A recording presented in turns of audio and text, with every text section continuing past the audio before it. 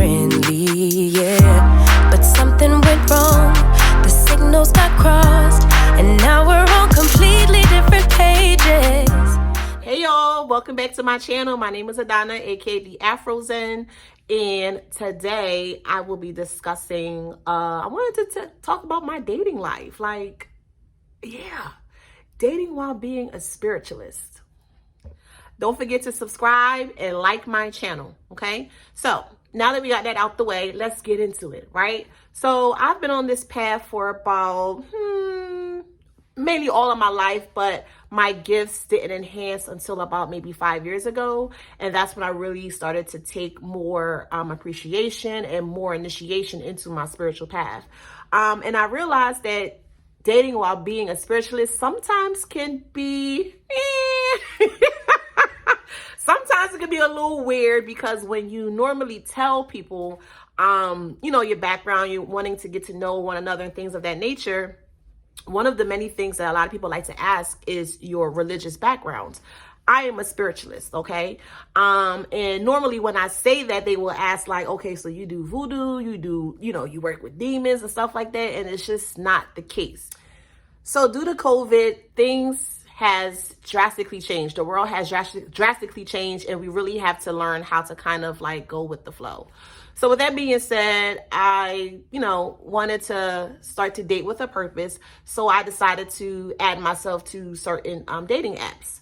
Now, as me being a spiritualist, I can see and I can feel, and I can really spot BS a mile away. So when I'm wanting to, have these conversations with these men,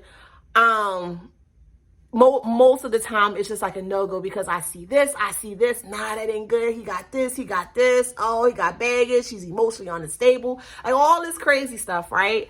So I told myself that if you keep doing that for every person that you meet, you're not going to meet someone, because it's like you're always trying to like pinpoint, okay, this, I can't mess with this because of this and X, Y, and Z. So I've learned how to go with the flow, okay? So with me going with the flow, I've actually met quite a few people, really great people. So this one particular guy, we're going to call him A, okay? We met on a dating app. Everything is cool. He's an engineer. So on the dating site, he reached out, one of the dating apps or sites, he reached out to me. Now, he's normally not the type of person I would go for, but like I said, I'm going with the flow and just want to kind of see how things will pan out. So after the initial conversation, we decided to exchange numbers. Okay, cool. So we exchanged numbers, we're texting, things like that. Then he proceeds to ask me out on a date. I've met him maybe, let's just say, hypothetically, let's say within the first 48 hours or so. He was very diligent. He knew what he wanted, and he wanted to take me out. So I said, okay, cool. So we went out to eat at a restaurant, a sushi place. Everything was cool and stuff. And then as I'm eating and I'm getting to know him, my team, my spirit team started to come through everything like, and I'm like, oh my God, stop. Because I'm really trying to quiet my mind and not allow my spirit team to kind of take over, because they're just like, well, he has this and he has that and this and that. And I'm like, oh my God, like, I just want to meet somebody without trying to prejudge them, okay? So the lunch went really well. Then he decided to take me to a park. So I'm in the Dallas area of Texas, by the way. And Dallas is known for lots of different activities and things of that nature. So me being here just 6 months, I really don't know the place. And I thought it would have been a great idea, of course, to have someone that do know the place to take me around and things of that nature. So we went to the park. And that didn't do too well because it was very windy that day, and I had on a really cute dress. Yes, I had on a really cute dress that day, and it just wasn't giving. Like the wind was not giving me any type of leeway at all, so we kind of had to cut that short. Fast forward, he asked me out again. So I liked the initial conversation with him. So I said, okay, I'll give you another chance. Let me just make this clear. I'm 5'11". I'm a tall girl, okay? And this guy's only 5'5". So I noticed that when he asked me, because he asked me, he said, how tall are you? I said, I'm 5'11". And he said, oh, wow, I'm 5'5". Would that be an issue? I don't discriminate. I don't judge. I don't have an issue with that. As long as you're comfortable in your skin, that's the most important thing. So that made him feel really good about himself.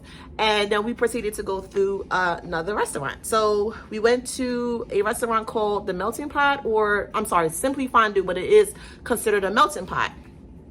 I'm into fitness and I'm trying to look right, snatch to the gourds. Okay, I'm trying to be snatched to the gourds. So I'm not going to eat a lot of different things because I'm trying to watch what I'm eating and trying to watch my figure. So we went to this melting pot that I've never been to before. Again, stepping outside of my comfort zone, doing things I normally wouldn't do. And it was very nice, super nice. We met up there, sat down, we having a conversation. Then that's when I realized there were some indiscrepancies that I really had to pay attention to, because I felt like this can make or break it for us. And I don't want to lead anybody on. So I always want to make sure that I'm very honest with myself and of course honest with the person, so that way it doesn't seem like anyone doesn't get their feelings or anything like that. I don't like doing stuff like that. I don't like seeing people cry, you know? So we're having a conversation, and then he starts to get into all these different things. He's from a different background. He is of Indian descent, okay? So the background is very different. I am from the West Indies. I am from Trinidad and Tobago. Yes, girl, you better wine, girl. You better wine. Yes, girl, you better wine. Yes. So yes, I am from the beautiful island of Trinidad and Tobago, and he is from India. So he wants to like get married and have children and things of that nature. And I'm like, okay, that's cool. But he has a controlling problem. And that's where I draw the line, because I'm not going to allow anyone to even attempt to control anything with what I got going on over here. So again, as we are having our conversation, I'm getting to know him more. The more of that controlling aspect of him I did not like. So I completely checked out. I'm gonna wait till the dinner is done and I'm gonna leave. But I checked out, right? So we got there around 7:45 and we didn't leave till about 11:30, because the way that the melting pot is set up is that everything comes out in increments. So you'll have like your appetizer, then you will have like the cheese fondue, and then you will have like your protein, and then you'll have like your dessert at the end. So all of that does take time while you're going to an establishment of that nature. So the food comes, he's talking, and it's just very evident that he just wants to control everything. So me, I'm not a confrontational person. I'm gonna allow you to do what you need to do. I'm just gonna stay quiet, but I already know I checked out, so I'm just gonna ghost you. You know, say what you gotta say. Soon as I leave that door, that building, best believe I'm gonna either block you. Well, not even. I'm gonna block you, delete you, and keep it moving. That's simple. I don't do confrontation. I don't do all that stuff, right? So, so now that he's trying to control the whole situation, I didn't like it, and it made me feel very uncomfortable. So as we are talking, it's getting later in the night, and I'm a person, if you're going to invite me somewhere, please make sure you invite me during the daytime, because nighttime activities, it just does not fall right with Adana, okay? After 8:30, that's when things start to get a little, I'm tired, I want to sleep, right? So we out there till like maybe 11:30 or so, and I'm starting to get sleepy. I said, can we cut this date short, because I'm very tired and I don't want to be out on the road super late at night. So then he proceeds to ask me, he said, are you going to be okay with driving? I said, yeah, of course. I have my window down, my music playing, I'm good, right? So as he's talking, y'all, my eyes start to drift. I start to close my eyes. I start to fall asleep. So he looks at me and he said, hey, are you okay? And I was like, yeah, I'm fine. I played it off, y'all. I played it off. Your girl played it off. You know what I said? I said, yeah, my allergies are bothering me. And that's why I got my eyes closed. While the man was talking to me, I was falling asleep on him. I was falling asleep on him because the conversation became boring. And then when you're attempting to want to control the situation, like everything has to be controlled in your way, your way of the highway, I have a huge issue with that. So So I reiterated to him, I said, listen, I'm very tired. It's time to go. I'm ready to leave. So as we were walking outside, he walked out with me, and there was some other people outside hanging out and stuff. It was this, let me tell y'all, it was this fine man, dark chocolate, bald head, beard, muscular. He was about 6'5", 6'6". So I peeped. I was like, I just peeped.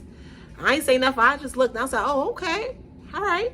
So as me and him are walking, the guy saw me and was like, hey, Slim. And I'm not really slim. I'm a little thickums, right? So I assumed he wasn't speaking to me. So he was like, hey, Slim, hey, Chocolate, I'm talking to you. So I turned around. I was like, oh, hey, what's up? How are you? And I kept it moving. You know what the guy said to the guy that said hello to me? I don't want any trouble. I don't want any trouble. I just need to get out of here. And that right there solidified for me that that was the end of the date, because if we're on a date, you know, things may happen, things may arise, situations may arise, and I need to make sure that you got my back. Even though we dating, I need to make sure you got my back, because I wouldn't want something bad to happen to you. I got your back. So right then and there, that was just the ultimate, like, okay, this is completely done. You were very controlling. You're not allowing me to speak and say how I feel and things of that nature, and you just want to make sure everything is just running on your dime. So when the guy was looking at him, he said, I don't want any trouble. That right there was just enough for me to end the or sever the dating relationship that we have encountered. So yeah, that is my story. I'm definitely going to do more of these things. Let me know, comment below what you want me to speak about. And yeah, let's get it popping, guys. Don't forget, my name is Adana. Thank you for watching so much. Thank you for watching. I am the Afro Zen. You can follow me on Facebook, Instagram, Twitter, all the good apps, baby. Follow me on there. And until next time, guys, I see ya. Bye.